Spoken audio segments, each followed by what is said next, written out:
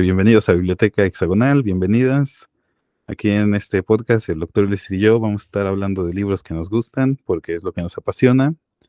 Y en esta ocasión nos toca un libro que es muy amplio, es muy interesante y cuya lectura pues sí recomendamos mucho. Y, bueno, aquí hacemos un disclaimer. Aquí vamos a opinar lo que nos pareció el libro y demás, pero ninguna opinión ni reseña sustituye la lectura de ningún libro y mucho menos de un libro como que es Armas, Gérmenes y Acero de Jared Diamond. No sé, Ulises, si tengas algo más que agregar aquí a mi disclaimer de que nada más estamos reseñando como aficionados de la lectura. Sí, pues un saludo a todos los y todas los que nos escuchan.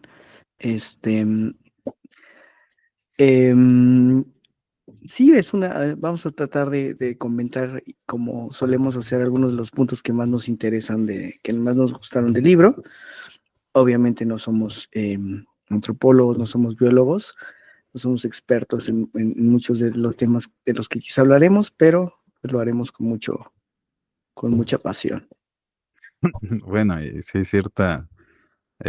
sí, ciertas lecturas, ¿no? Es una visión de aficionado, ¿no? Por así decirlo, no es una visión de experto. Y no sé si quieras tú abrir con una pequeña reseña digamos, del argumento general, o quieres que me la eche o te la echas tú, ¿cómo ves? Pues fíjate que es un libro que me recomendaste precisamente esto hace muchos años, ya tiene más de 5 años, yo creo que me lo recomendaste, y creo que es sumamente interesante porque gran pregunta que haces, ¿qué explica las desigualdades históricas entre América y Europa, entre África y Europa, ¿no? Y entre Oceanía y Europa, ¿no? ¿A qué se debe que la riqueza se distribuyera de este modo y no de otro, ¿no?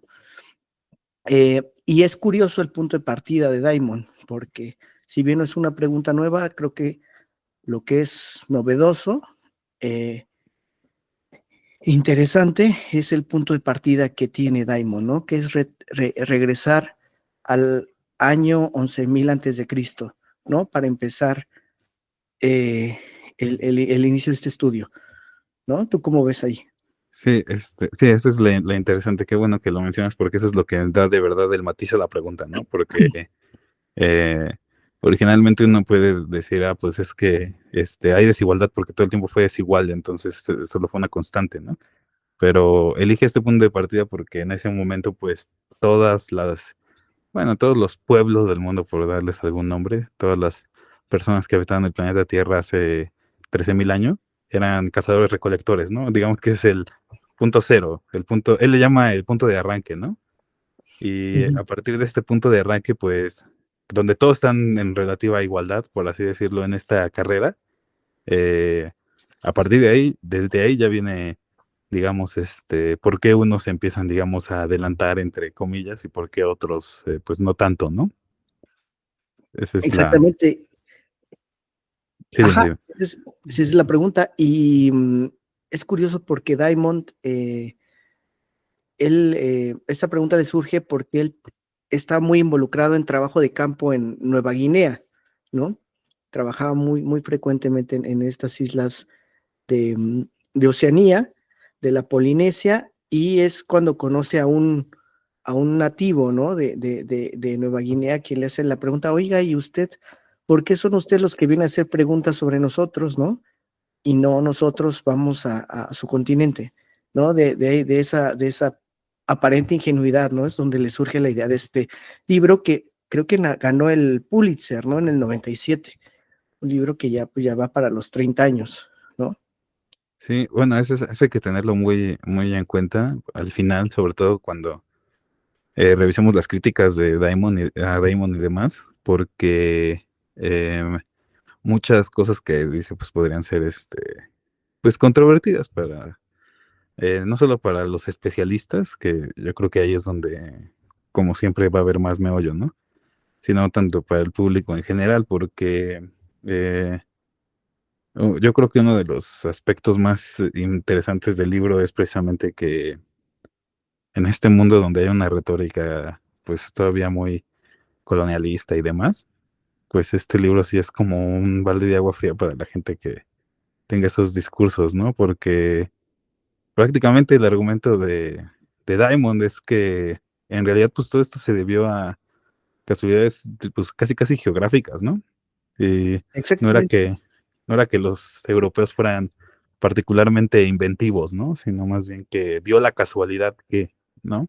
Pudo haber sido de otra forma, pero eso Sí, fue. que es este mito, ¿no? De que, pues sí, son más inventivos, más creativos, más inteligentes incluso, ¿no? Parece que está implícito ese calificativo, ¿no? Digo, como paréntesis, no sé si sea conveniente decir que este tema también se abordó en la literatura, ¿no? A través de Ah, una sí. novela que se llama Civilización, Civilizaciones, recuérdame sí. el autor, De Civilización, Lauren Binet, sí. Lauren Binet. Ujú. Sí, Y pues tenemos una reseña, ¿no? En la revista, ahí también la vamos a dejar por si a alguien le interesa ver cómo se resolvió esta pregunta en la literatura, ¿no? Ahí hay una reseña de Carlos. sí No sé si que, quieres agregar algo eh, más. sí, no, más bien, sí, que la idea de que la novela esta de Binet, pues invierte los papeles, ¿no? Digamos, es el continente americano el que parte hacia la conquista de Europa, pero el argumento centrado, la forma en la que es creada, digamos, esta ucronía, es es basándose en este libro precisamente, ¿no? En cómo pudo haberse dado sí, este flujo de tecnologías y demás para que América fuera quien se desarrolla y conquista Europa, ¿no? Es un ejercicio, pues, imaginativo interesante. No me gustaron muchas cosas, pero ahí, para no spoilear la reseña, pues No, ahí digo, nada dejamos. más para dejarla en Sí, sí, sí, en ahí colgada, ¿no? Por si alguien la quiere, le interesaría ver que este tema también es explorado en la novela. Y bueno, pues si quieres ya vamos a entrar de lleno al tema. sí, sí. Y estábamos en este punto, ¿no? Vamos a empezar. Estamos en el año 11.000 antes de Cristo. Estamos con pueblos, no sé si sería correcto llamarlo pueblos, pero comunidades que están eh, conociendo la agricultura, conociendo la alfarería, conociendo en algunos casos ya herramientas de piedra. Eh, ¿Qué más hay en este punto de arranque? Pues aquí, bueno, yo creo que lo fundamental es que hay que, ahora sí que empezar por el principio, ¿no? Que es cuando pues, los cazadores recolectores dejaron de ser tales y se volvieron pueblos ya sedentarios a través de la agricultura, ¿no? Y es muy interesante el contraste que hace Jared Damon sobre este punto de arranque, porque en realidad pues son pocas zonas las que, bueno, según el libro, porque no, otra vez no somos expertos y a lo mejor alguien va a decir, no, pero es que en no sé dónde también pasó y fue un hallazgo de 2019, no sé, pero el libro dice que hay hay muy pocos lugares en la Tierra donde surgió, digamos, donde podemos decir, podemos identificar que surgió la agricultura, ¿no? O sea, la agricultura no surge en todos lados al mismo tiempo, sino que surge en distintos lugares en distinto tiempo, ¿no? Y esto tiene mucho que ver con lo que va a ser posteriormente esta, esto, Diamond le va a llamar como una ventaja en el punto de salida, ¿no? Porque va a haber regiones donde esta, porque pues la agricultura a fin de cuentas es un saber, ¿no? Es una tecnología. Entonces, pues hay lugares donde esta tecnología se va a poder difundir más rápido y hay otros donde no se va a difundir tan rápido, ¿no? Y esto pues va a depender de muchos elementos como las especies susceptibles de ser no me acuerdo si cuál término usa el autor, no sé si me puedes ayudar, pero bueno, llamémosle domesticadas, ¿no? La cantidad de plantas que pueden ser, digamos, domesticadas, reproducidas Ujú, y adaptadas al consumo humano, ¿no? ujú, Y en ese punto inicial, pues, se contrasta comparativamente la cantidad de estos tipos de plantas que había en América y que había no en Europa, pero en Eurasia, ¿no? Eurasia tenía una particularidad que tuvo mucha suerte, ¿no? Fue una región con mucha suerte porque climáticamente, también por lo que dice Diamond, pues es una región, esta región de lo que le llaman la creciente fértil, ¿no?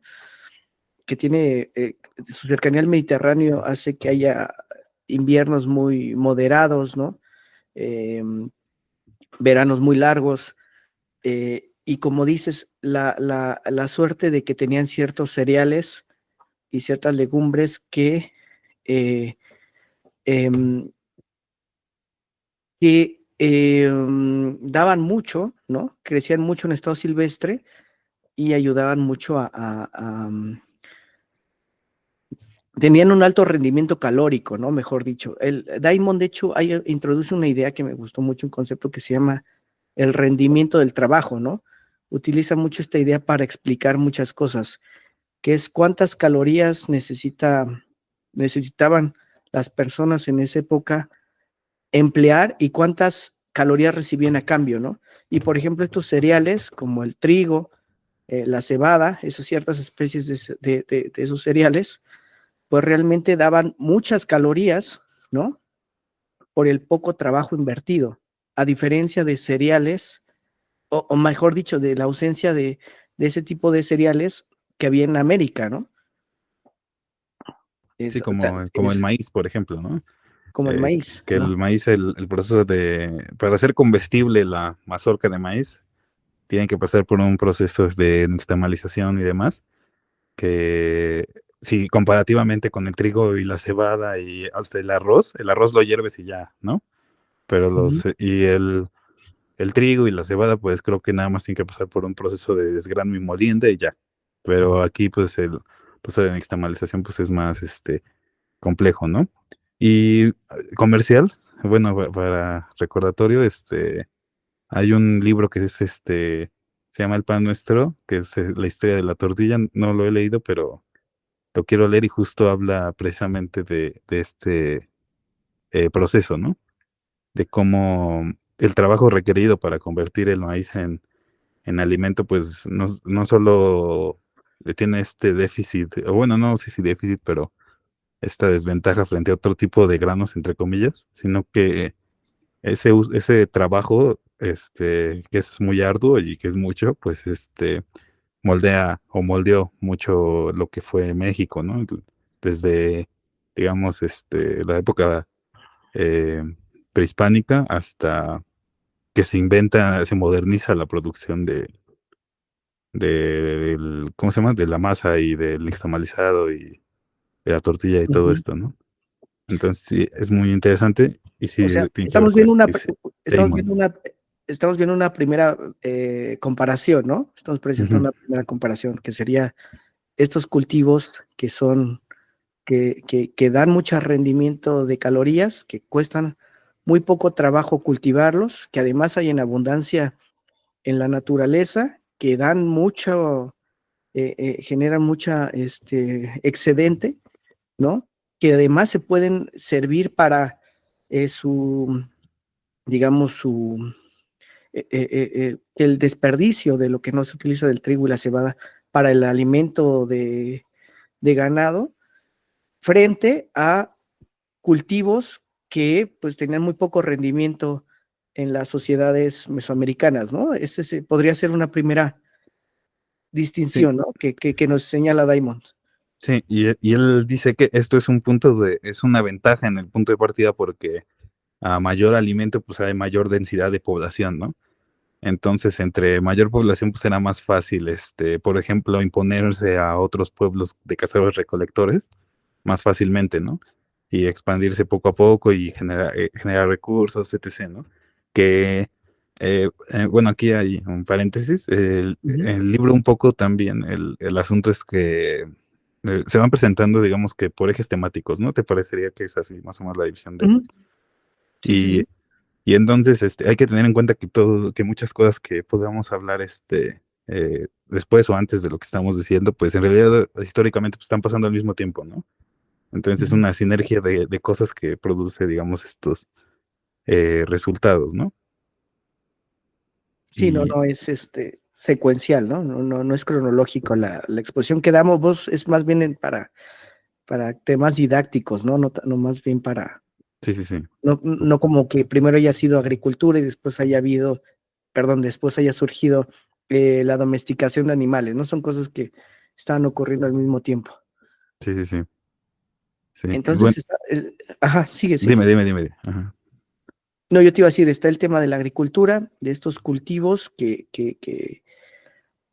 está también el tema de la domesticación de animales, ¿no? Ya no solo de plantas, Sí, sí, sí.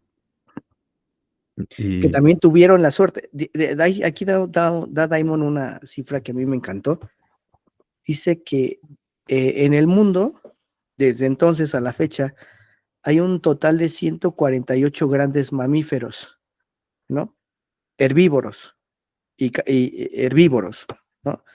Y de esos 148 que hay en todos los continentes, solamente 14, ¿no? Han pasado la prueba de la domesticación.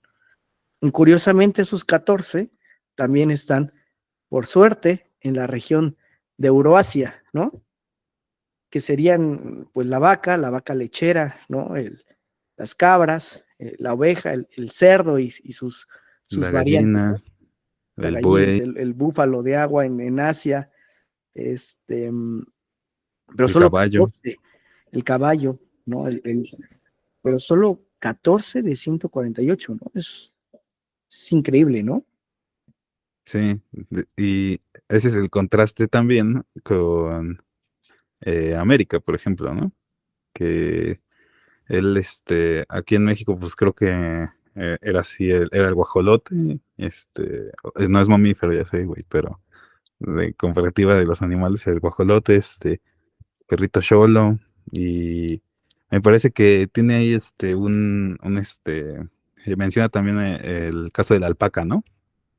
Que también Ajá, la es un alpaca animal que, en los Andes, ¿no? sí, es un animal que se puede domesticar, pero no produce tanta carne, ¿no? Que de hecho, No tiene la fuerza de tracción de un caballo, ¿no? y tampoco, ajá, pero no De tiene una carne carreta, ¿no? tampoco para Ujú, consumo.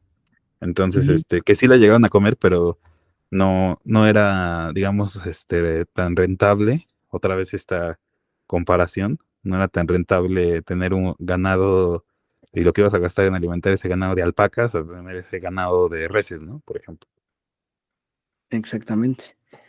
Y bueno, eso en América, ¿no? Pero por ejemplo en África, que es donde están la mayoría de estos 148 grandes mamíferos, me llama la atención, como dice Daimon, que pues los esfuerzos de domesticar un buen de especies vienen desde Egipto, ¿no? Que ya habían tratado de domesticar guepardos, criar en cautiverio elefantes, cebras, incluso, ¿no? Y es curioso, y dice Daimon cuáles son los problemas que se han enfrentado estas civilizaciones en África al intentar domesticarlos, ¿no? Y que dice que creo que son 5, ¿no? O 4, los problemas que él ve en la domesticación. Dice, uno es la dieta, ¿no? Que es como dices, hay mamíferos que pues tú quieres domesticar a un jaguar, a un guepardo, pero pues ese guepardo tiene que comer herbívoros, ¿no? Y su ingesta de herbívoros, para tú engordarlo, pues vas a gastar más alimentándolo que lo que vas a acabar recibiendo Ujú. al sacrificarlo, ¿no? Sí, sí, Eh, sí. el ritmo de crecimiento, ¿no? Que dice que pues un elefante tarda 10, 15 años en crecer, ¿no? Pues es muy tardado, ¿no? La reproducción en cautividad, ¿no? Que hay animales que se inhiben, ¿no? Sí, que no pueden, Cuando sí. que no pueden reproducirse si los están viendo, ¿no? Digo que No tienen les que hacer gusta. no me acuerdo cuál era el caso, pero que hacen como esta persecución, ¿no? Es parte Creo que de es el su ritual, jaguar o ¿no? el chita, Sí, ajá, uno, ¿no? Y otro es que, y el más importante dice que es la mala conducta, ¿no? Que ujú. hay unos que sí parece ser, pero de repente te dan la sorpresa, ¿no? Te dan el mordisco, Sí, ¿no? que no Como la son cebra, dóciles. ajá, ¿no? La cebra y el oso dicen que es muy bueno, ¿no? Que sería un buen alimento, un buen mamífero para alimentarse, pero pues lástima que no se deje domesticar el oso. Y bueno, esto en África, ¿no? O sea, sí, sí lo intentaron las civilizaciones, ¿no?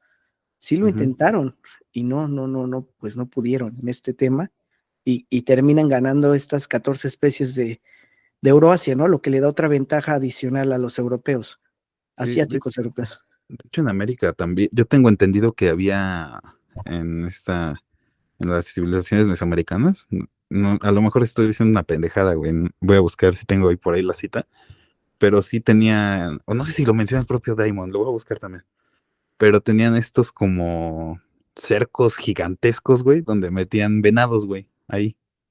Y entonces era como su corral gigante de venados, pero estoy hablando de hectáreas y hectáreas y hectáreas de bosque, ¿no? Pero ahí el pedo es que es lo mismo, o sea, es como, o sea, los tienes en cautiverio, entre comillas, pero pues en realidad los tienes que ir a cazar otra vez, ¿no? Entonces, pues tampoco es una eh, solución, digamos, rentable, ¿no? Sí, O ¿no? sea, O sea, no los tienes de cautivo, los tienes encerrados, ¿no? sí, más bien, sí, exacto. Y bueno, bueno, no sé como breve paréntesis antes de seguir la exposición, pero me acordé, ahí se parece mucho el punto de vista que toma Damon al punto de vista de Harris, ¿no? Eh, donde la explicación de por qué, pues, las civilizaciones o la humanidad es como es, pues, tiene más que ver con condiciones materiales, ¿no? Una especie de ahí de materialismo histórico, pues, apolítico, ¿no? Como, a estilo Cultural, Harris. lo llama Harris, ¿no? Materialismo Ajá. cultural.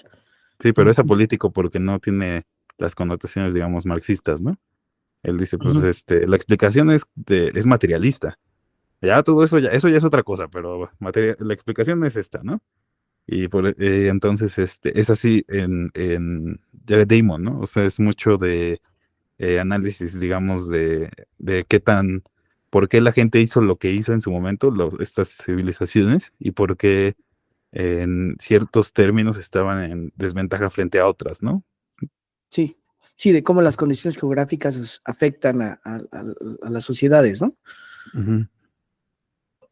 Y sí, es el método. De hecho, él le llama, al principio de su estudio, dice que lo que hace es geografía ambiental, geografía evolutiva y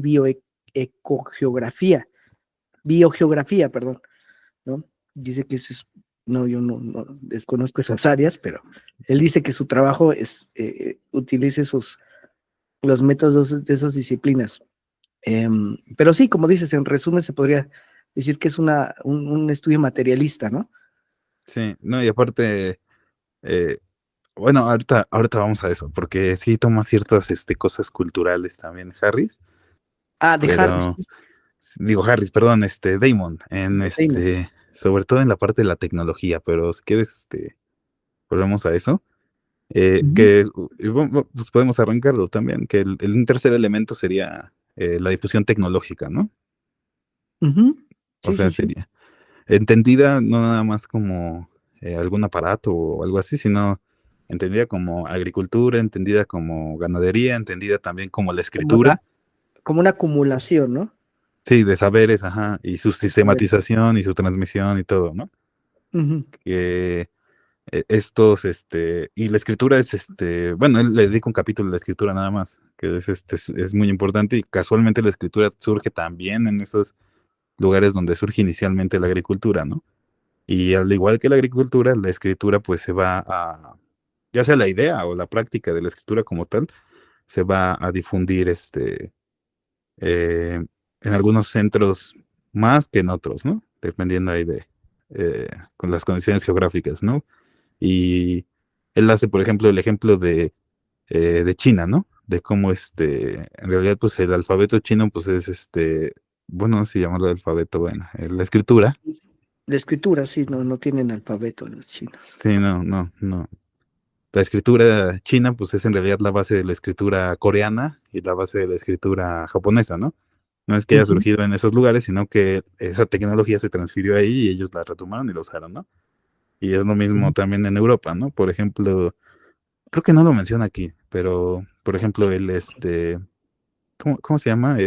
el cirílico, el ruso, El eh, cirílico, ajá. el cirílico, pues esa fue Ujú. una invención, ¿no? Me De un, parece que de San Cirilo, de un justamente, escolástico, ajá. ajá, Pues, que ujú, bizantino, que buscaba, digamos, difundir la fe en los pueblos eslavos y les inventó un alfabeto para que ellos lo pudieran usar y escribir, ¿no? Y es el que sigue hasta hoy. ujú. Y ese tipo de transmisión tecnológica, ¿no? Y la escritura, pues, ocupa un lugar fundamental porque es la que te permite conocer, ¿no? Conocer tanto el pasado y registrar en el presente para que conozcan en el futuro, ¿no? Y esa es una de las grandes diferencias que van a marcar también porque hay desenlaces distintos, ¿no? Sí, sí, es una escritura que viene, que heredan desde los sumerios, ¿no? Que desde que se sentaron las bases de una escritura horizontal, ¿no? Una escritura que va de izquierda a derecha, ¿no? Una escritura que es, eh, que empieza siendo silábica, pero termina siendo solamente, se corresponde un carácter por sonido, ¿no? Ujú, Termina, ¿no? Este cúmulo de la evolución de la escritura en Europa. Sí, eh, pero también hablando de la tecnología, y perdón si no se me olvida, también tiene mucho que ver que las civilizaciones euroasiáticas estaban dispersas en una línea horizontal, ¿no? ujú, A ujú. diferencia de las civilizaciones de Mesoamérica, ¿no? Y de África, sí. Y de África, que estaban en vertical, ¿no? ¿Cómo afectaba esto? A ver si nos recuerdas tú un poquito. Es que ese es el punto central, yo creo, del argumento, ¿no? ¿No te parece a ti? Sí, sí, sí. El punto gordo, porque en esa, digamos, hay una comparación de obviamente puedes trazar un ángulo, horizontal en América, ¿no? También y en África, ¿no? Pero la diferencia, y aquí lo marqué para que sabía que este es como el argumento, eh, el de Asia es mucho más, el de Eurasia es mucho más grande que cualquier ángulo horizontal que puedas trazar en América y África, ¿no? Y lo curioso de este eh, ángulo, de esta recta, digamos, que puedes trazar, es que no hay una barrera geográfica significativa. Ese es el argumento, yo creo, central. Y, o sea, obviamente, pues hay montañas, hay desiertos, hay ríos, hay lo que quieras, pero no son significativas en el sentido de que puedan dificultar el paso o el tránsito de tecnologías y plantas y ganado, ¿no? Por ejemplo, y ese es el gran diferenciador. Otra cosa que hace que el ángulo, que la ventaja, digamos, no sé, eje, ¿cuál ángulo, pendejo? Yo diciendo ángulo, eje horizontal. Ajá. Es que, por ejemplo, ahí más o menos en ese eje, más o menos todos tienen la misma temperatura, más o menos, bueno, ahí los días duran lo mismo, en esa misma latitud los días duran lo mismo, tienen más o menos las mismas, enfermedades, tienen más o menos los mismos patrones ecológicos, tienen más o menos los mismos hábitats. Entonces, eso permite, por ejemplo, regresando a las plantas, que las plantas se puedan adaptar más en esos entornos que en entornos, digamos, de un eje vertical, ¿no? Porque la latitud, pues cambia el día, cambia la estación del año, cambian, muchas, Todo, ¿no? Ujú. sí, muchas condiciones que dificultan esa transmisión en el eje vertical, ¿no? Y entonces, quien esté fuera de este eje euroasiático de tránsito de animales, plantas y tecnología, pues está en desventaja porque no comparte esa circulación de conocimientos, tecnologías y demás.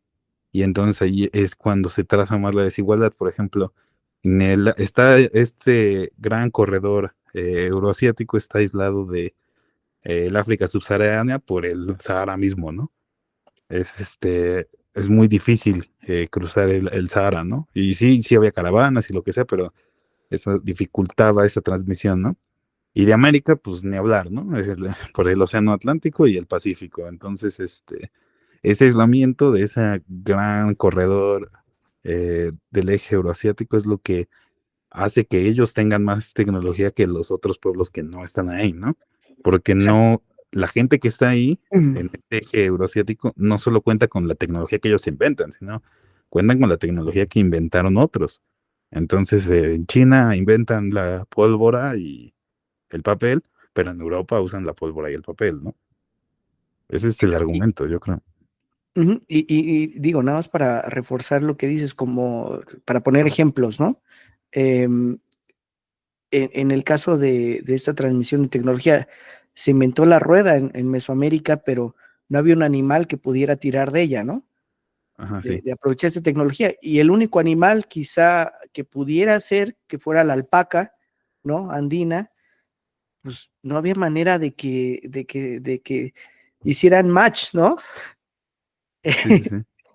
Entonces, precisamente por estas barreras geográficas, ¿no? De Centroamérica, ¿no? Entonces, pues ese es un ejemplo, ¿no? A diferencia de, como tú comentabas, las facilidades que había para esta intercambio entre los pueblos de Eurasia, ¿no? Sí, y yo tengo entendido que, de hecho, el caballo es ahí del norte de Asia, ¿no? Y casi casi de Mongolia, ¿no? O de Ucrania, por ahí, ¿no? Sí, son No, de las estepas mongolas, el igual los caballo. onagros, ajá, los caballos. Y el caballo, pues rápidamente se expandió, ¿no? Y yo El, creo que ese es el. Ajá, dime, dime. no, el puerco sí, pero continúa. Ujú. Ajá, yo creo que ese es el. Ahí sí es poderoso, yo creo, el argumento, ¿no? Es muy, muy persuasivo y más con la evidencia que nos muestra, pero también nos muestra el ejemplo de países que no inventaron esta tecnología, que no tenían la tecnología, o bueno, no países, pues comunidades, pueblos, y que al momento de recibirla, en chinga la adoptaron, ¿no? O sea, fue cuestión el caso de Uno en Sequoia, ¿no? Filipinas, ¿no? No, Sequoia, uno Uy. de un nativo americano en Estados Unidos que le enseñaron la idea del alfabeto y él dijo, ah, Mm. chingue su madre, y usando los mismos símbolos, aunque no fonéticamente no tenían nada que ver, pero bueno, y usando esos símbolos dijo, pues yo voy a hacer el alfabeto para mi idioma, güey. Secuoya, la chingada, güey. O que también, por ejemplo, que los nativos pues no conocían el caballo, ¿no? Pero nada más llegó el caballo y se volvieron los jinetes más chingones que jamás habían existido, ¿no? O sea, como en realidad pues no es que unos sean mensos y otros no, sino es que no tenían acceso a eso, ¿no? Y una vez que tienen acceso y demuestran estas capacidades, dices, pues, quién sabe a dónde hubiera llegado si hubiera sido otras cosas distintas, ¿no? Exacto. Y ¿sabes qué se nos está pasando también? O sea, ya hablamos del tema de la agricultura, de la ganadería, ¿no? De algunas tecnologías, pero el libro también se llama Armas, Gérmenes y Acero, ¿no? Ah, Nos sí. están faltando los gérmenes, ¿no? ¿Qué Ujú, papel tuvo el desarrollo pues, de la inmunidad, ¿no? A ciertas enfermedades también como una ventaja, que es consecuencia, pues, de la, de, pues, de la domesticación, ¿no? ujú. A ver, tú, sí, Y, tú síguete. no, hay pues, precisamente, ¿no? Esta relación, ¿no? De tener en la cotidianidad, pues, a tantos animales, ¿no? Se genera lo que llaman la zoonosis, ¿no? Que es esta capacidad de resistir a enfermedades que provienen de animales, ¿no? Sí. Bueno, Eh, la zoonosis es la transmisión nada más, ¿no? la transmisión y Ajá, ya posteriormente genera la inmunidad, ¿no? ujú, Pero pues es consecuencia, ¿no? De esta cadena azarosa de tener a las plantas, tener a los animales, ¿no? Domesticarlos. Y pues eso terminó siendo pues muy importante, ¿no? En el tema de la conquista de América, ¿no? sí, del genocidio de América. El genocidio. El Sí, es genocidio. que Sí, es que ya, ya. Bueno, no, no me voy a poner a despotricar aquí. Mejor sí, es un poco que lo maneja Damon un poco como que es parte del, entre comillas, vamos a ponerle arsenal, ¿no? Que tenían. Ajá, que este contacto con los animales les daba se contagiaban, pero después generaban inmunidad y no había pedo, ¿no?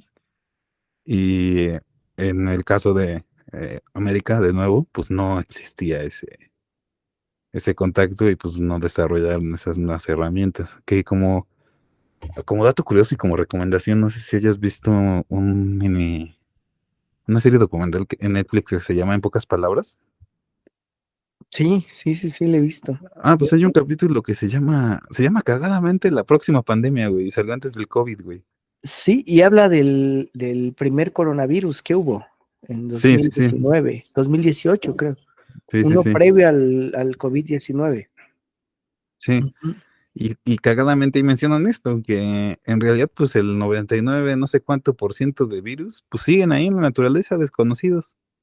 Y entonces son los procesos pues de urbanización y de expansión. Por ejemplo, en el caso de China, que ya pues te llevan cuando consumes otro animal o otras cosas que no habías consumido antes y demás, pues ocurre esta zoonosis otra vez y viene otra vez el virus, ¿no? Esa era la idea, ¿no? O sea, fue como muy, muy premonitorio del COVID, pero eso es una buena recomendación para aterrizar un poco esta información de los virus, ¿no? Que viene aquí en el libro, ¿no? ujú. Y explica un poco más también cómo, pues muchos de los virus, digamos, más, ¿cómo llamar? No iba a decir populares, güey, bien pendejo, güey. Los virus más comunes, pues son los que vienen de pues, los animales de compañía del humano, ¿no? O sea, por ejemplo, los pollos, El pollo. Ujú. las reses, los animales de ganado, etc. Y como no había aquí, pues ese fue otro punto de No, partida, digamos. fue el caldo de cultivo, ¿no? Toda esa la bomba que Ujú. explica que llegara primero, que llegaran los europeos acá y no nosotros, bueno, no nosotros, ¿no? Quienes vivieron aquí antes que nosotros, a Sí, Europa. sí. Bueno, y, y bueno, pues existe también, volviendo un poco a lo de la tecnología, y por eso te digo que tiene Ujú. algo de cultural. Por ejemplo, el uso del fusil en Japón. Que había llegado por ahí el fusil a Japón, pero lo mandaron los portugueses, creo que por ahí del 1500. Y todos los japoneses estaban cagados, güey, porque ya estaba bien cabrona la tecnología del arma de fuego, se andaban matando todos y la chingada. Y entonces, pues la élite samurái, pues no le gustaba que cualquiera pudiera andar ahí, usando un fusil sin entrenamiento marcial, ¿no? Ponía en riesgo su estatus de élite guerrera, ¿no? Y entonces la propia élite samurái que gobernaba Japón es la que va proscribiendo, perdón, el uso del fusil. Y entonces, pese a que es un desarrollo tecnológico y pese a que alcanzó cierta difusión, este elemento, digamos, cultural, social, güey, sí hizo que el Japón rechazara esta tecnología, güey. Y ya para 1600 no sé qué, ya no tenían fusiles, güey, más que los que tenían permiso para tenerlos y hay uno que otro que guardaban como curiosidad, pero a pesar de que arraigó una práctica, digamos, cultural y social de Japón, del Japón que era en ese entonces ya creo que Tokugawa, fue el que hizo que ya no hubiera fusiles, güey. Entonces, sí, por eso es muy importante también La cómo, aceptación de la tecnología, ¿no? ajá, y su conservación, sí, De su conservación. Ujú. Sí, también es importante ese tema porque, pues como dices, ¿no? Como te decía hace ratito, pues ¿de qué me sirve a mí una rueda? ¿Para qué me sirve yo tener el invento de una rueda, ¿no? sí, sí, sí, si no tienes la necesidad, Ujú, exactamente, no me sí, resuelve ningún problema práctico, ¿no? Realmente, ¿no? sí, Aunque pueda ser de la mayor utilidad. sí que hay otro capítulo de eso, se llama La madre de la utilidad, creo, algo así. Ujú, Pero también la tecnología, ese es otro punto, que la tecnología es en cierta forma como acumulativa, ¿no? No, no, no quiero usar del término de la ligera porque Tomás Kuhn diría que no, o que no tan así. pero em, la posesión de cierto conocimiento y de cierta tecnología te permite plantearte ciertos problemas, ya sea prácticos o teóricos, que si no existiera otra tecnología o otro conocimiento, no podrías planteártelo, ¿no? O sea, hasta que alguien descubrió que existían, no sé, las ondas de radio, alguien dijo, ah, pues las puedo usar para comunicarse, ¿sí me explico? Entonces, por eso es que no te puedes hacer una pregunta para un problema porque ni siquiera tienes conciencia de que existe ese problema, entre comillas, porque en tu realidad no es un problema, ¿no? Como el ejemplo de la rueda. ¿Cómo hago más efectivo el transporte de carga aquí en mi realidad sin animales de tiro? Pues pongo más cabrones a cargar, ¿no? ¿Cómo lo hago allá? Ah, pues allá creo la carreta, allá le pongo 2 caballos, güey, ahí invento mil mamadas, pero porque es otra pregunta la que te planteas conforme a lo que está disponible, ¿no? Exactamente. Pues sí, y ¿qué más podríamos decir, Carlos, de este tema? Ya agotamos la disponibilidad de plantas y animales, las enfermedades, em, la tecnología, que creo que son los 4 ejes, ¿no? En los que descansa esta premisa de Diamond, ¿no? Sí, sí, sí, es el Pero, argumento. ¿qué, qué más te deja este libro? Pues antes de grabar me habías comentado de que habías visto por ahí una crítica que estaba jugosita para este libro. Ah, pues pues señalan a Diamond, así en resumen, de que es un determinista geográfico, ¿no? Y la idea es, pues, ¿dónde queda el papel del individuo, dirían algunos Sí, bueno, liberales, sí. ¿no? Dónde está el individuo? ¿Dónde está el libre albedrío, ¿no? ¿Dónde está la creatividad, el espacio para, eh, pues sí, ¿no? Para la creatividad de unos individuos, ¿no? Que sería la respuesta que se daría, la otra respuesta que se daría a esta pregunta sin el análisis de Diamond, ¿no? La respuesta que comúnmente se daba a por qué ocurrieron las cosas como ocurrieron, pues es precisamente que, como practicamos al inicio, ¿no? Hay un pueblo, había ciertos hombres más brillantes, más inteligentes, ¿no? Más dotados, que sacaron adelante otro tipo de civilizaciones frente a nosotros que quizá pues no teníamos esas capacidades, ¿no? Se podría Sí, sí, sí. decir ahí sobre la Sí, mesa, ¿no? pero bueno, ahí no sé dónde la hayas leído y ahí luego la rodas a ver si. Pero a mí se me hace un poco infundada porque, pues sí lo tomo en cuenta. El ejemplo que te acabo de dar de los japoneses, güey. Este, culturalmente, pues, y socialmente, no tanto individualmente, pero socialmente sí, sí, las prácticas de una sociedad sí, sí pueden inhibir que surja o se perpetúe una tecnología, ¿no? De hecho, él, ay, él, al final del libro, bueno, en mi edición, es hay como un apéndice que se llama Armas, Gérmenes y Acero hoy, no sé si, No, yo no tengo esa edición, no, el mío no. ah, a ver, bueno, pues ahí un poco, a retrospectiva, después de cierto tiempo, pues es que habla de las reacciones que tuvo el libro, ¿no?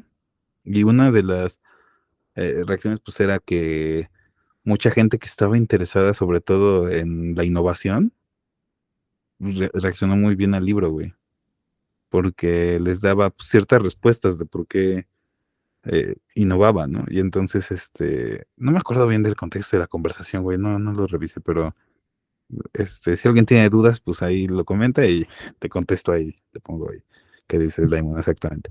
Pero dice él dice que la innovación lo que requiere es que haya no tanta homogeneidad y no tanta fragmentación. Porque si hay mucha homogeneidad, o sea, todos son iguales, pues todos van a tener la misma inquietud y pues no va a pasar nada, ¿no? Y si hay demasiada fragmentación, pues nunca van a llegar los avances a conectarse, ¿no? Y entonces, él dice que lo mejor, si en un entorno, ya sea empresa, sociedad, de universidad, lo que sea, se busca que haya innovación, tienes que crear pequeños grupos con distintos intereses que compitan entre sí, ¿no? Y entonces ese es como un motor de la innovación. Esa es como la idea que da un poco, ¿no?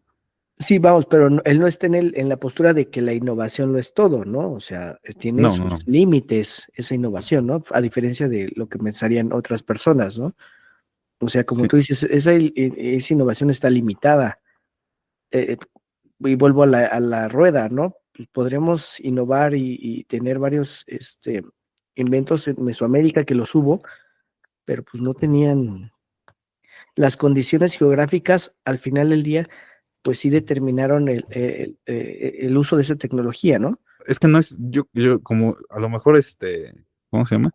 No creo que sea tan determinista, pero yo creo que por la estructura del libro, y como dijimos también del infinito en un junco, no hay libros totales, ¿no?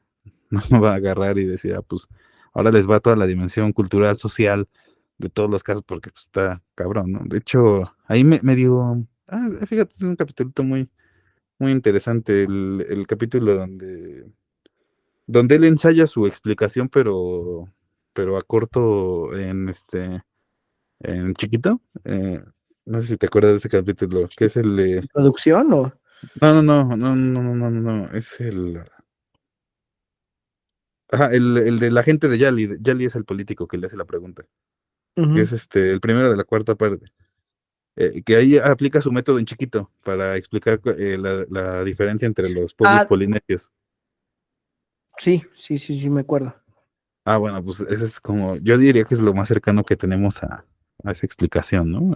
Medio geográfica, medio cultural, en un caso, ¿no? O sea, ya tú podrías, con esta base, pues, si se te antoja, hacer un estudio, ¿no? De algún otro caso en específico, ¿no? Copiándole a este güey más o menos la maña. Mm, ¿Qué más crees que dice este libro? Decías al principio que era controvertido, ¿no? Que te parecía que podría ser controvertido para muchos. Sí, sí, sí. No, ¿Por pues qué? es porque, pues como dices, en realidad, ahora sí que pecando un poco ahora sí que simplificando de más el libro, sí podría Ujú. ser un determinismo geográfico, ¿no? Por así decirlo, entre comillas, con todos los matices que quieras, pero pues no sé, a la gente que efectivamente, porque ahorita todavía sigue, ¿no? Hay mucha gente que está malita de su cabeza que piensa estas cosas, pero todavía es como, no, pues es que Europa es superior a América, ¿no? Y es que no, es que aquí estamos como estamos Justo, porque, justo creo que va eso, ¿no? Ujú, sigue, porque yo también creo que lo que más me dejó ese libro fue esa sensación de que Europa no, eh, eh, de que está mal pensar que Europa es la dueña del conocimiento, ¿no? De la razón, sí, o sea, es de que, lo mejor que ha pasado en la historia, ¿no? es que sí, o sea, lo que a esta gente le pudiera perturbar de este libro es que todo lo leas y al final, pues lo único que tú le podrías decir, pues que todo eso fue una terrible, horrible, improbable y cagada casualidad, güey. Fue, fue una casualidad de miles de años, pero una casualidad geográfica, de que las cosas estuvieran así dispuestas, ¿no? No tiene nada que ver con que, puta, ya, fueran unos genios o fueran más altos o estuvieran más mamados. No tiene nada que ver eso. No, no tiene nada que ver, o sea, le quita, digamos, eh, digamos que el Le gran quita logro, brillo, ¿no? sí, el gran logro de esos cabrones, güey, en su mente, güey, no sé, no digo de todos, no voy a generalizar, pero por lo menos en el discurso ahí nacionalista que veo en muchos, su gran logro es, pues teníamos un imperio que cruzaba todo el pinche mundo, éramos la pinche riata y no sé qué. Es casualidad, papi. No es que haya sido particularmente verga, güey. Más bien es porque hay una explicación 13,000 Lo años extraño hubiera sido en que no este lo hubieras librito. aprovechado, ¿no? Ajá, ándale, sí, lo extraño, sí. ¿No? Sí, sí, sí, Eso es lo raro, ¿no? Que lo hubieras cagado, ¿no? sí, sí, sí, que sí podría haber pasado, ¿no? Y está muy en línea con muchas otras explicaciones que yo he leído también. Por ejemplo, las explicaciones que da un poco Hobsbawm, ¿no? Cuando habla de cuando se forman, de cuando surge el capitalismo, ¿no? O Wallenstein, ¿no? Del sistema mundo y la acumulación, inicial de capital, pues todo está en línea con esto, o sea, pues ya tienes una ventaja y esa ventaja no se va a reducir con el paso del tiempo, esa ventaja se va a aumentar, ¿no? No es no hay forma de que, a menos que te ocurra un cataclismo o algo así, ¿no? Pero mientras tanto, pues vas a seguir, esa ventaja Aprovechando la esa vas a seguir ventaja histórica, explotando, ¿no? ¿sí?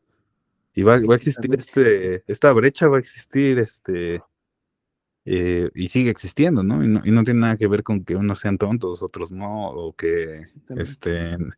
en América sean huevones, o que no tiene nada que ver con eso. Y bueno, como para finalizar, yo creo que esta reflexión, o sea, para la gente que le interesa estos temas de la desigualdad, que ahorita están también mucho en boga, ¿no?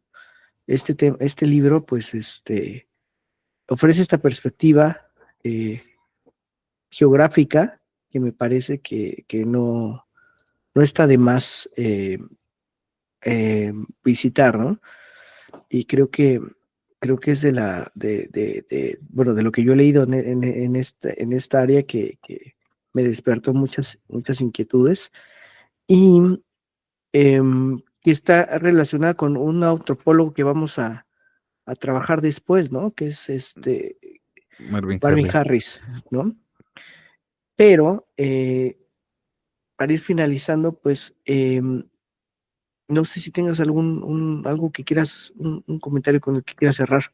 Sí, nada más que sí recomendamos mucho la lectura. Es una lectura extensa, la verdad, sí, pero se lee muy bien, está entretenida y aquí, por el espacio y por el formato, pues, obviamente no pudimos abundar muchos de los ejemplos y los casos que trata aquí, pero trata muchísimos. Entonces, todo esto que estamos diciendo tiene muchos ejemplos, mucha evidencia, entre comillas, digamos, la empírica, para respaldar el argumento, lo que lo hace más contundente. Entonces, para ir cerrando, repito, en nuestros comentarios y ninguna reseña sustituyen la lectura del libro. Nosotros estamos hablando nada más de lo que creímos que leímos, ¿no, güey? Exactamente, de lo que nos acordamos. Sí, bueno, obviamente lo revisamos para comentar esto, Sí, no, pero de sí, lo que no, nos no sé, gustó, ¿no? Los puntos que nos parecían más más importantes, ¿no? relevantes. A destacar. Y pues bueno, entonces, Jared Diamond, Armas, Gérmenes de Acero, lo publica de bolsillo, ¿no? Sí, Publica de bolsillo aquí o está. Debate, me parece. Yo lo leí en Debate hace muchos años, pero creo que lo he visto en de bolsillo para si quienes le quieran ahí echar el ojo. Y nada más para adelantar, en el siguiente capítulo, que vamos a ver, Carlos, ¿qué libro vamos a revisar? Es Cuéntanos. cómo hacer funcionar la democracia de Stephen Breyer, que es un justice de la Suprema Corte de Justicia de Estados Unidos, que es el equivalente a ministro, ¿no? Exactamente. Así que si tienen algún conocido en temas jurídicos, pues probablemente le puede interesar, ¿no? También temas de derechos humanos, ¿no? Y democracia. Ujú, sí, Sí. sí está Y, interesante.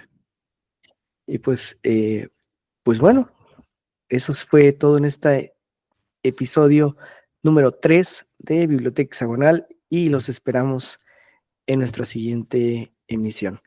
Gracias a todas y todos. Hasta luego. Gracias a todos, gracias doctor León, pues hasta pronto.